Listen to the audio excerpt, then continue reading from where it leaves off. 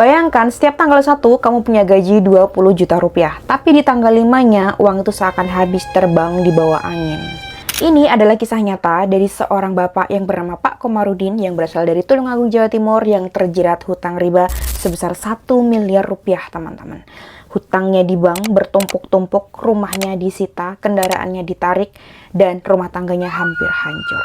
Secara logika manusia, Pak Komarudin ini udah tamat. Tapi hari ini Pak Komarudin mengirimkan testimoni ke aku, teman-teman. Kurang dari 15 bulan Pak Komarudin bisa membereskan semua hutang-hutang ribanya sampai sekarang bisa meniti karirnya kembali dan menjadi pengusaha sukses. Kita akan bedah bersama-sama ya. Simak terus videonya bersamaku. Salam kenal, namaku Ajeng.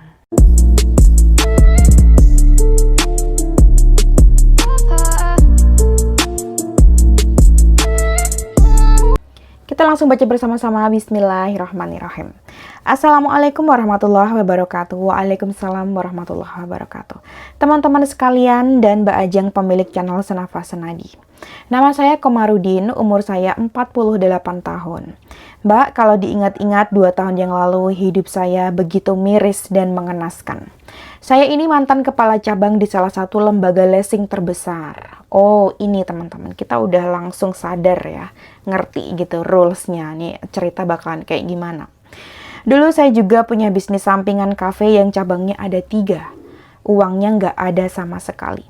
Mobil saya ada 3, tapi semuanya disita. Rumah saya cukup megah di antara rumah-rumah yang lain di samping perumahan saya. Tapi anehnya dada saya sesak setiap hari dan uang nggak pernah ada. Sampai akhirnya titik balik itu datang. Semua kemewahan itu hancur, menyisakan hutang sebesar 1 miliar rupiah bahkan lebih. Tidak terhitung lagi di kepala saya rasanya. Rumah disita, kafe bangkrut, sisa uang di ATM saya cuma tinggal 300.000, Mbak. Saya sebagai orang keuangan, logikanya saya sudah hancur lebur. Tapi alhamdulillah, Allah tunjukkan jalan saya untuk bangkit dan keluarga saya kembali harmonis. Begini ceritanya.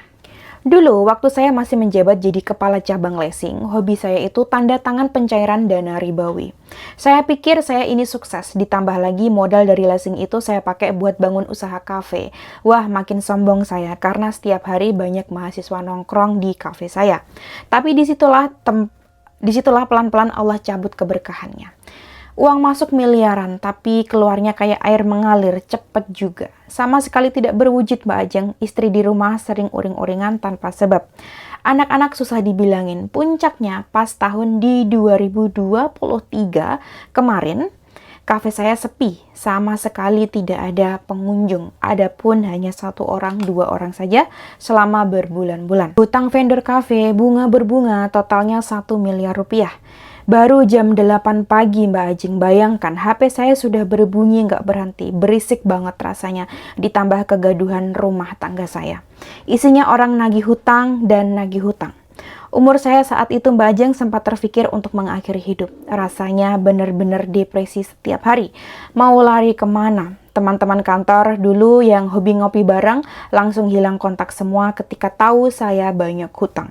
Saudara pun gak ada yang berani angkat telepon saya. Terlebih saya hanya 2 saudara.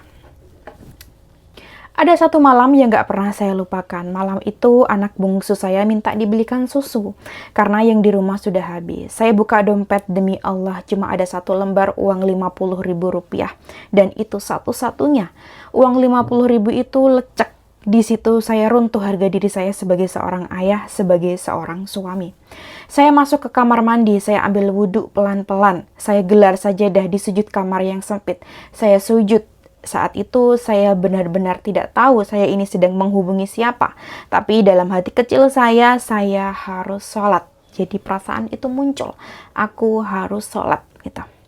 Ya Allah, aku adalah Komar yang sombong ini menyerah kepadamu. Aku mengaku salah. Aku tahu perbuatanku selama ini telah menipu banyak orang, menandatangani uang-uang riba, dan saya pasrah malam ini. Ya Allah, aku pengen bertaubat. Jadi ketika di titik itu ya, ketika anaknya minta susu tapi uang hanya tinggal 50.000 rupiah, menangis, hancur harga dirinya Pak Komar ini, sehingga tersadar dalam jiwanya, fitrahnya sebagai manusia mencari Tuhannya. Ya, Pak Komar ambil air wudhu dan melaksanakan sholat, teman-teman. Tanda-tanda keajaiban dari jalur langit saya ada di bulan ketiga setelah saya rutin mengamalkan semua amalan-amalan yang saya tulis di atas. Saya mendapatkan pinjaman 100 juta rupiah dari mertua saya. Saya buka usaha kecil-kecilan pecel lele. Dan saya juga buka usaha menjadi investment usaha serba 35.000. Oh, ini baju serba 35 itu teman-teman. Saya membuka di satu cabang yang benar-benar di situ belum ada toko serba 35. Dengan kemampuan saya yang insya Allah bisa memprediksi sebuah usaha dan background saya dari keuangan, saya bisa melakukan itu semuanya dengan baik. Yang tak terlepas semuanya juga dari bantuan Allah Subhanahu wa Ta'ala. Masya Allah. Ya, betul Pak. Istri saya juga saya suruh jualan, apapun saya suruh jualan. Istri saya pengen jualan pecel ayam 24 jam. Memang saya sengaja mentargetkan 24 jam untuk menyiapkan hutang-hutang ini agar segera lunas. Saya ajak seluruh keluarga saya untuk taubat dari yang namanya riba. Alhamdulillahirrabbilalamin, semuanya selesai di bulan ke-13. Saya menyelesaikan hutang saya 1 miliar rupiah dari bantuan penjualan istri saya, anak saya, dan penjualan saya sendiri. Awalnya saya nggak merasakan kenikmatan sama sekali dalam sholat-sholat yang saya lakukan. Tapi saya tahu saya tetap harus sholat untuk menyelesaikan semua urusan-urusan saya. Saya melihat postingan di Instagram, perbaiki sholatmu maka Allah akan perbaiki hidupmu. Disitulah satu-satunya kunci saya memperbaiki semua ini. Yang saya lakukan adalah, yang pertama teman-teman, taubat nasuha. Langkah pertama yang saya lakukan Mbak Ajeng adalah taubat dari riba. Rumah yang mau disita bank saya serahkan dengan ikhlas, nggak saya pertahankan.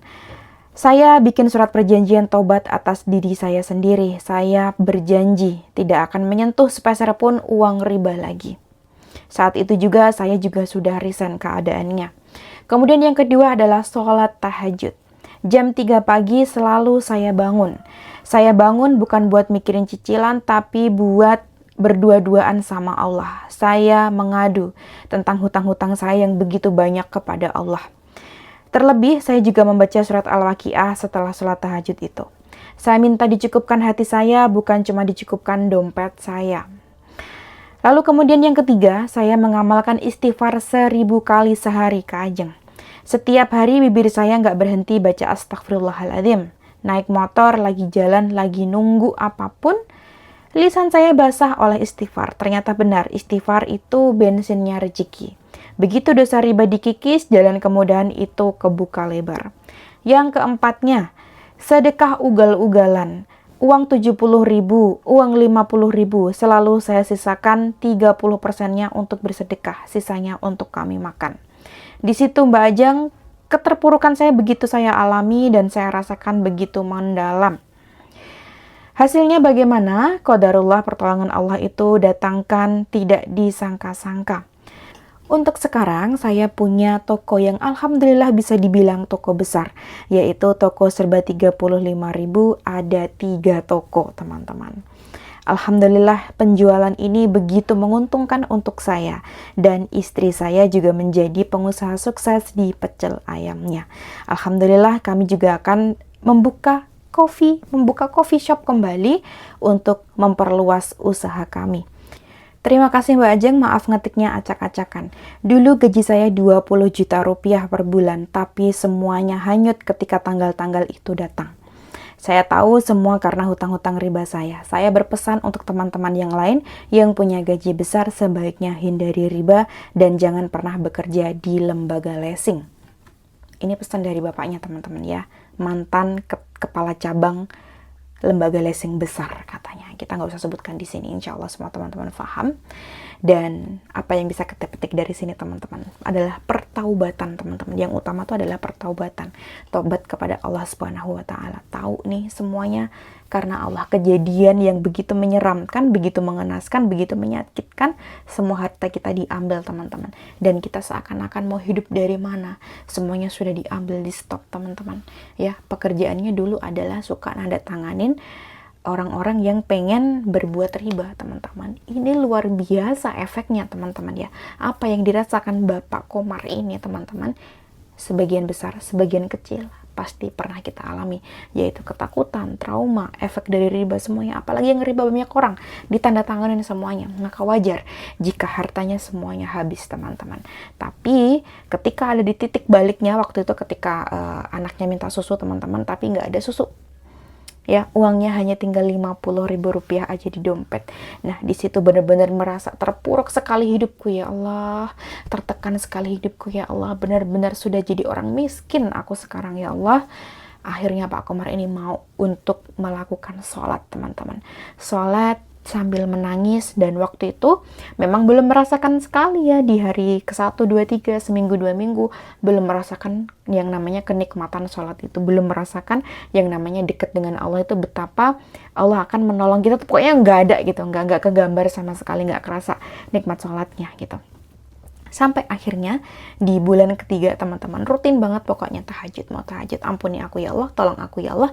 Sampai di bulan ketiga setelah memperbaiki sholat dan melaksanakan sholat tahajud, teman-teman, Pak Komar ini bisa mendapatkan pinjaman modal nih, seakan-akan nih, bukan seakan-akan, memang dari Allah ya, dari Allah memang dikasih, ini ada uang ya, untuk engkau belanjakan, untuk engkau kembangkan gitu. Dan siapa yang mengembangkan juga? Allah Subhanahu wa Ta'ala. Siapa yang memberikan kemampuan Pak Komar pandai berbisnis, teman-teman, ya? Allah Subhanahu wa Ta'ala. Dari sholat yang dia lakukan setiap hari, dari ibadah yang dia lakukan setiap hari, teman-teman, pertaubatan sungguh-sungguh yang dia lakukan secara rutin selama 15 bulan ini, teman-teman. Ya, semua orang bisa seperti Pak Komar ini, teman-teman. Tergantung amal dan perbuatan kita. Tergantung pertobatan kita ke Allah tuh gimana. Serius, main-main, atau setengah-setengah. Nah, sampai detik ini seharusnya kita tahu dan paham. Pak Komar yang awalnya sama sekali tidak mendapatkan kenikmatan ketika sholat ya, pertama kali sholat, nggak nikmat, nggak kerasa apapun sama sekali. Tapi di bulan ketiga, setelah rutin menjalankan itu semua, Allah memberikan kenikmatan dalam hatinya, membukakan jalan sampai sekarang, bertambah imannya, bertambah takwanya, bertambah juga hartanya. Subhanallah. Insya Allah kisah ini bisa menginspirasi untuk teman-teman yang lain. Yuk tetap sholat, tetap kita datengin Allah, meskipun kenikmatan sekarang itu belum kerasa ya. Kita utamain Allah, kita taubat yang benar-benar taubat total gitu, teman-teman ya. Terima kasih sudah menyaksikan video ini. Kita tunggu testimoni berikutnya ya dari Pak Komar yang tadi bilang nih mau ngasih testimoni tentang bagaimana bisa mendapatkan pinjaman 100 juta rupiah dari mertuanya. Kita tunggu bersama-sama ya. Untuk video ini segini dulu ya, teman-teman ya. Aku akhiri, wassalamualaikum warahmatullahi wabarakatuh.